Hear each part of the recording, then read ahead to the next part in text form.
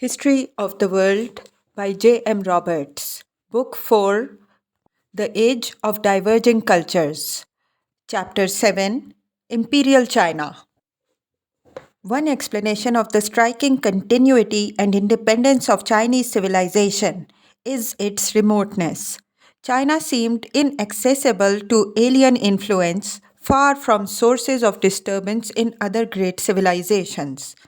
Empires came and went in both countries, but Islamic rule made more difference to India than any dynasty's rise or fall made to China, which was also endowed with an even greater capacity to assimilate alien influence.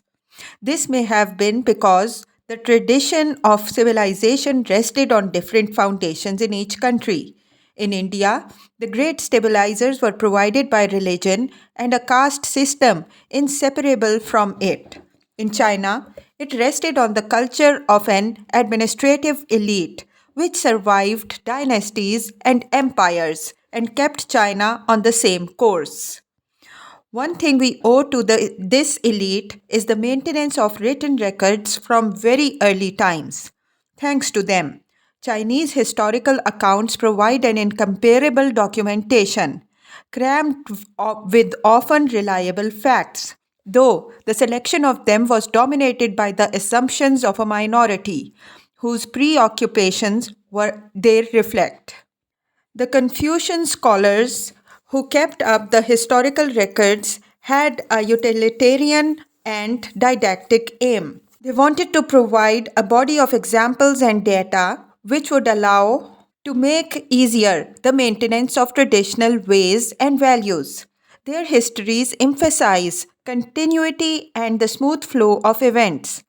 Given the needs of administration in so huge a country, this is perfectly understandable. Uniformity and regularity were clearly to be desired. Yet such a record leaves much out. It remains very difficult even in historical times, and much more difficult than in the classical Mediterranean world to recover the concerns and life of the vast majority. Moreover, official history may well give a false impression both of the unchanging nature of Chinese administration and of the permeation of society by Confucian values.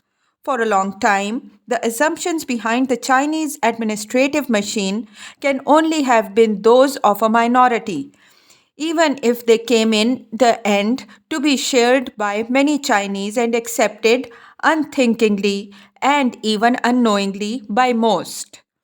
The official culture was extraordinarily self sufficient. Such outside influences as played upon it did so with little effect, and this remains impressive. The fundamental explanation, again, is geographic isolation. China was much further removed from the classical West than the Moira and Gupta empires. She had little intercourse with it even indirectly, although until the beginning of the 7th century, Persia, Byzantium, and the Mediterranean depended upon Chinese silk and valued her porcelain. Always, too, China had complicated and close relations with the people of Central Asia. Yet, once unified, she had for many centuries on her borders no great states with whom relations had to be carried on. This isolation was, if anything, to increase as the center of gravity of Western civilization moved west and north, and as the Mediterranean was more and more cut off from East Asia, first by the inheritors of the Hellenistic legacy, the last and most important of which was Sassanid Persia, and then by Islam. China's history between the end of the period of warring states and the beginning of the Tang in 618 has a chronological backbone of sorts in the waxing and waning of dynasties. Dates can be attached to these, but there is an element of artificial or at least a danger of being over emphatic in using them. It could take decades for a dynasty to make its power a reality over the whole empire, and even longer to lose it. With this reservation, the dynastic reckoning can still be useful. It gives us major divisions of Chinese history down to this century, which are called after the dynasties which reached their peaks during them. The first three, which concern us, are the Qin, the Han, and later Han. The Qin ended the disunity of the period of warring states. They came from the western state, still looked upon by some as barbarous as late as the 4th century BC. Nevertheless, the Qin prospered, perhaps in part because of a radical reorganization carried out by a legalist minded minister in about 356 BC, perhaps also because of their soldiers' use of a new long iron sword. After swallowing Sichuan, the Qin claimed the status of a kingdom in 325 BC. The climax of the Qin success was the defeat of their last opponent in 221 BC and the unification of China for the first time under an emperor, and the dynasty which gives the country its name. Although the Qin Empire was to last only 15 years after this, it was a great achievement. China from this time may be considered the seat of a single self conscious civilization. There had been earlier signs that such an outcome was likely, given the potential of their own Neolithic cultures, the stimuli of cultural diffusion, and some migration from the north. The first shoots of civilization had appeared in several parts of China before 500 BC. By the end of the Warring States period, some of them showed marked similarities which offset the differences between them. The political unity achieved by Qin conquest over a century was, in sense, the logical corollary of a cultural unification already well underway. Some have claimed that a sense of Chinese nationality can be discerned before 221 BC. If so, it must have made conquest itself somewhat easier. Fundamental administrative innovations by the Qin were to survive that dynasty's displacement by the Han, who ruled for 200 years, 206 BC to 9 AD, to be followed after a brief interlude by the almost equally creative later Han dynasty, 2580 to 220. Although they had their ups and downs, the Han emperors showed unprecedented strength. Their sway extended over almost the whole of modern China, including southern Manchuria and the southeastern province of Ye. The later Han indeed went on to create an empire as big as that of their Roman contemporaries. They faced an old threat from Mongolia and a great opportunity towards the south.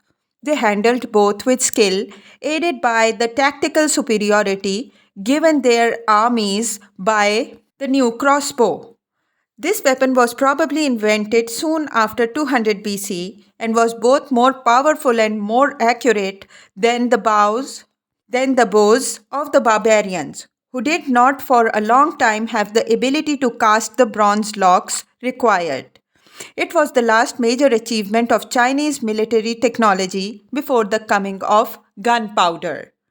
In Mongolia, at the beginning of Han times lived the Xiongnu, whom we have already met as the forerunners of the Huns. The Qin had sought to protect their domains on this frontier by unifying a number of existing earthworks into a new Great Wall, to be further elaborated by later dynasties. The Han emperors took the offensive, driving the Xiongnu north of the Gobi Desert and then seizing control of the caravan routes of Central Asia and sending armies far west into Kashgaria in the 1st century BC. They even won tribute from the Kusharas, whose own power straddled the Pamirs. To the south, they occupied the coasts as far as the Gulf of Tonkin. Annam accepted their suzerainty, and Indochina has been regarded by Chinese statesmen as part of their proper sphere ever since. To the northeast, they penetrated Korea. All this was the work of the later or Eastern Han, whose capital was at Luoyang. From there, they continued to press forward in Turkestan and raised tribute from the oases of Central Asia. One general in 97 AD may have got as far as the Caspian. No real settlement, though, followed these military successes. Tentative diplomatic encounters with Rome in Han times suggest that expansion gave China much more contact with the rest of the world. Until the 19th century, this was in the main by land, and besides the Silk Trade, which linked her regularly with the Near East, caravans were leaving for the west with silk from about 100 BC. China also developed more elaborate exchanges with her nomadic neighbors. Sometimes this was within the fictional framework of tribute, acknowledged in turn by gifts. Sometimes within official monopolies, which were the foundation of great merchant families. Nomadic contacts may explain one of the most astonishing works of Chinese art, the great series of bronze horses found in tombs at Wu Wei. These were only one among the many fine works of Han bronze workers. They evidently broke more readily with tradition than the Han potters, who showed more antiquarian respect for past forms. At a different level, though, Han pottery provides some of the earliest exploitations in art of the subject matter of the daily life of most Chinese in the form of collections of tiny figures of peasant families and their livestock. This was a brilliant culture, centered on a court with huge rich palaces built in the main of timber. Unhappily, for the result is that they have disappeared, like the bulk of Han collections of paintings on silk. Much of this cultural capital was dissipated or destroyed during the 4th and 5th centuries, when the barbarians returned to the frontiers, failing at last to provide China's defense from her own manpower. The Han emperors fell back on a policy tried elsewhere, that of bringing within the wall some of the tribes who pressed on it from outside and then deploying them in its defense. This raised problems for relations between the newcomers and the native Chinese.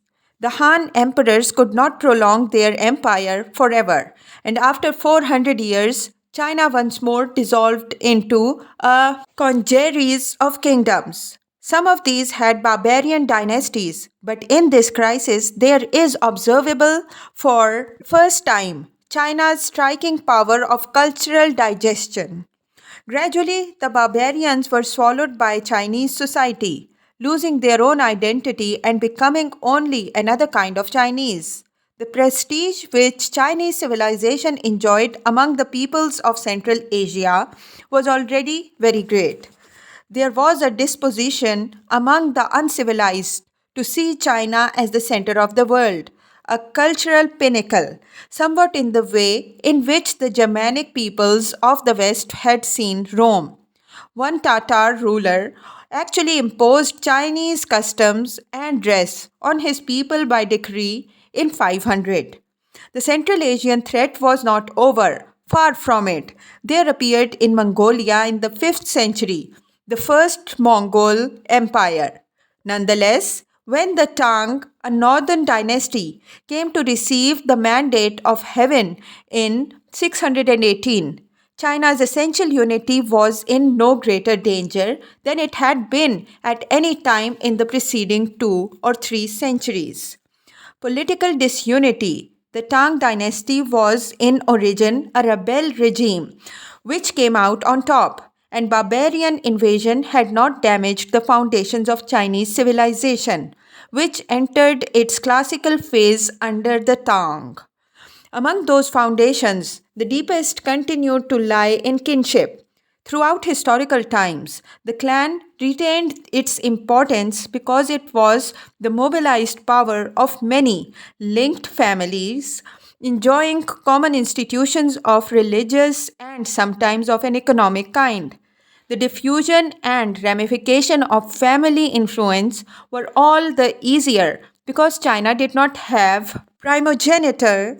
The paternal inheritance was usually divided at death over a social ocean in which families were the fish that mattered, presided one Leviathan state.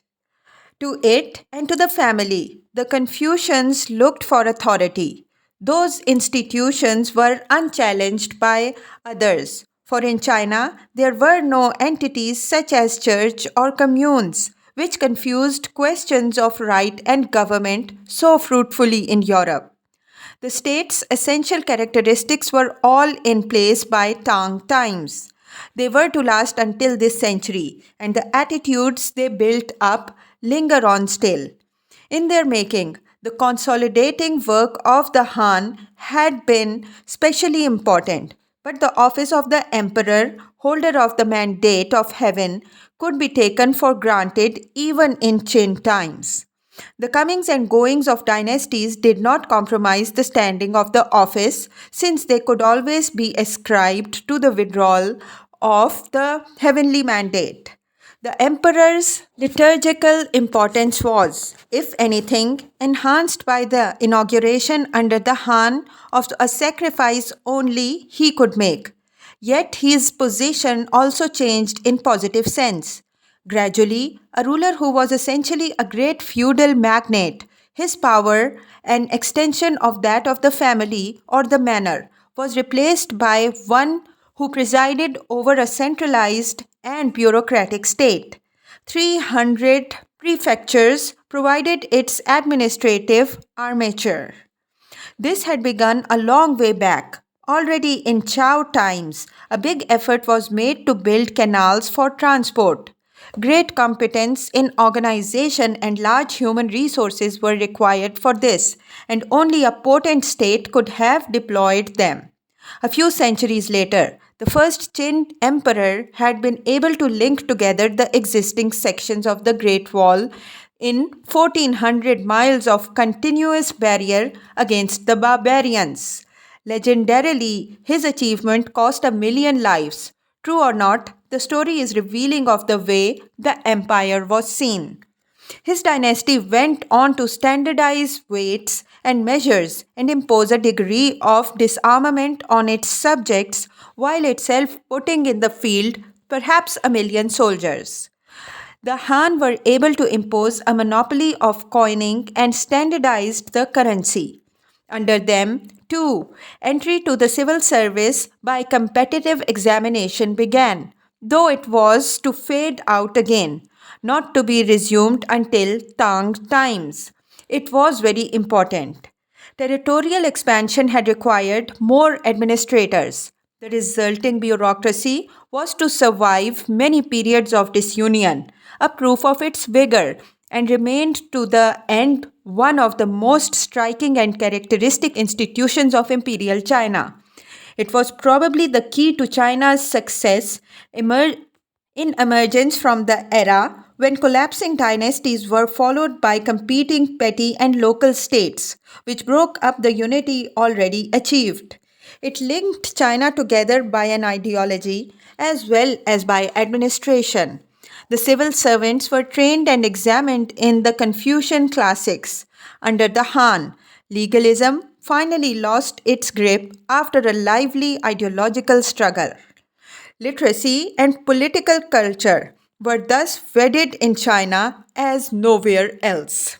The scholars had been deeply offended by the Qin, though a few of them had been favored and gave the dynasty advice. There had been a nasty moment in 213 BC when the emperor turned on scholars who had criticized the despotic and militaristic character of his regime. Books were burnt, and only useful works on divination, medicine, or agriculture were spared. More than 400 scholars perished. What was really at stake is not clear. Some historians have seen this attack as an offensive aimed at feudal tendencies, opposed to Qin's centralization. If so, it was far from the end of the confusion of the culture and of political struggle with which China has gone on, mystifying foreign observers even in this century. Whatever the sources of this policy, the Han took a different tact and sought to conciliate the intellectuals. This led to first the formalization of Confucian doctrine into what quickly became an orthodoxy. The canonical texts were established soon after 200 BC. True, Han Confucianism was a syncretic matter. It had absorbed much of legalism. But the important fact was that Confucianism had been the absorbing force. Its ethical precepts remained dominant in the philosophy which formed China's future rulers. In 58 AD, sacrifices to Confucius were ordered in all government schools. Eventually, under the Tang, administrative posts were confirmed to those trained in this orthodoxy. For over 1,000 years, it provided China's governors with a set of moral principles and a literary culture, doggedly acquired by rota learning. The examinations they underwent were designed to show which candidates had the best grasp of the moral tradition discernible in the classical texts, as well as to test mechanical abilities and the capacity to excel under pressure. It made them one of the most effective and ideologically homogeneous bureaucracies the world has ever seen, and also offered great rewards to those who successfully made the values of Confucian orthodoxy their own. The official class was in principle distinguished from the rest of the society only by educational qualification, the possession of a degree, as it were.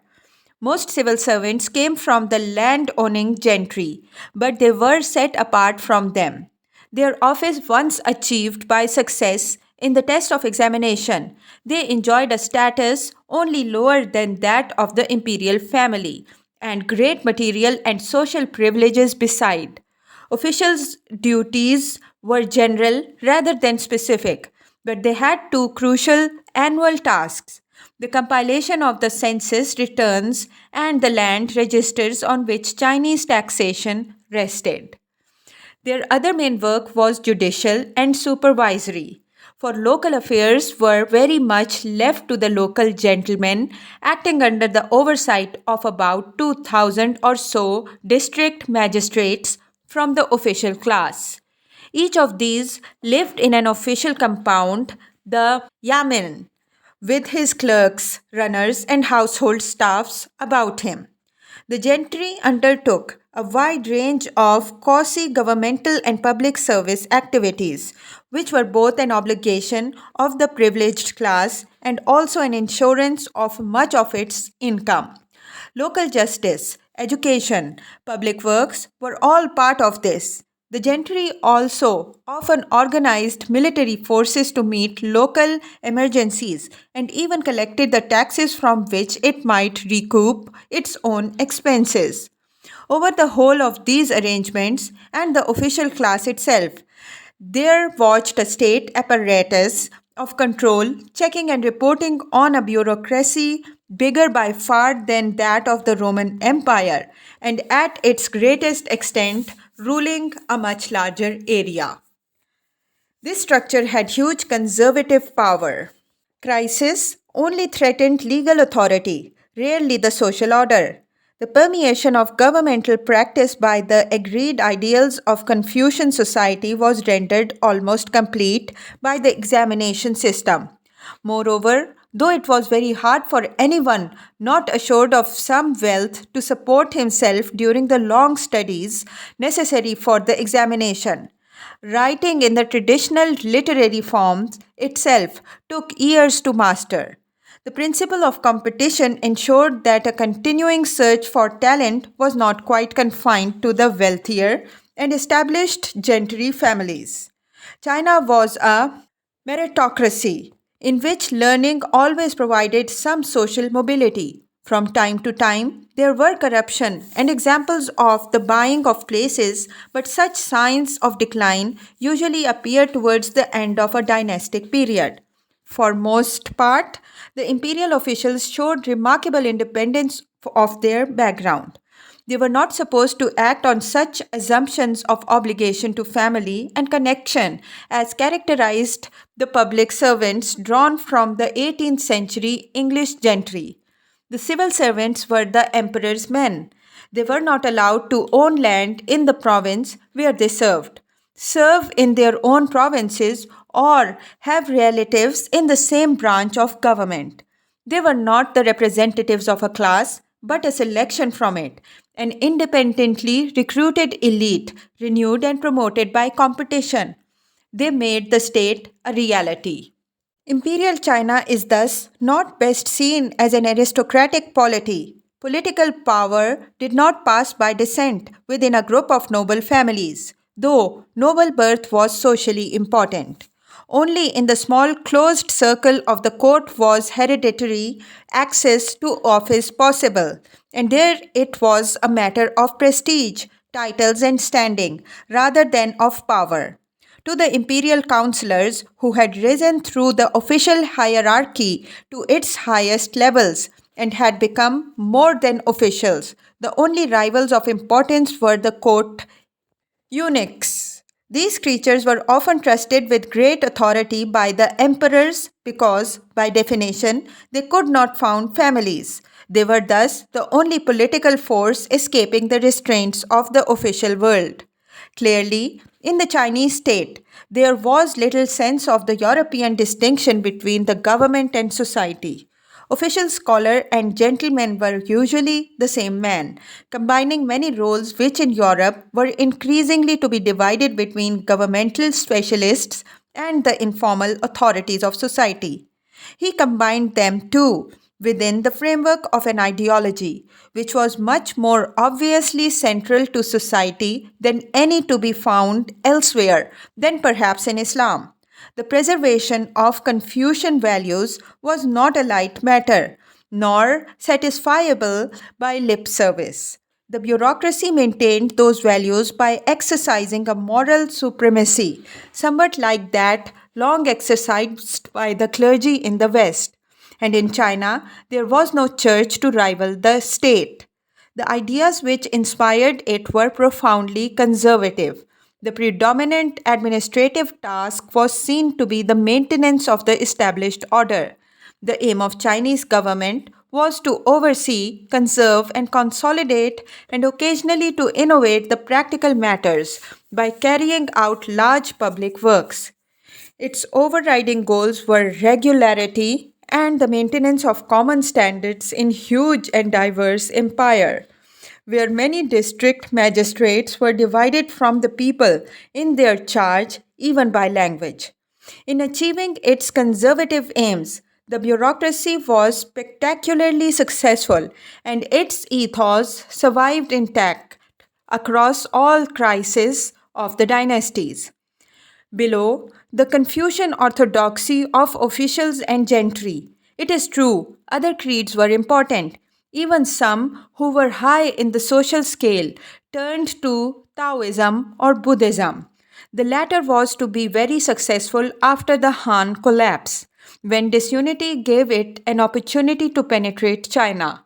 In its Mahayana variety, it posed more of a threat to China than any other ideological force before Christianity, for unlike Confucianism, it posited the rejection of worldly values. It was never to be eradicated altogether, in spite of persecution under the Tang. Attacks on it were, in any case, probably mounted for financial rather than ideological reasons. Unlike the persecuting Roman Empire, the Chinese state was more interested in property than in the correction of individual religious eccentricity. Under the fiercest of the persecuting emperors, who is said to have been a Taoist, over 4,000 monasteries were dissolved and over 250,000 monks and nuns dispersed from them. Nevertheless, in spite of such material damage to Buddhism, Confucianism had to come to terms with it. No other foreign religion influenced China's rulers so strongly until Marxism in the 20th century. Even some emperors were Buddhists.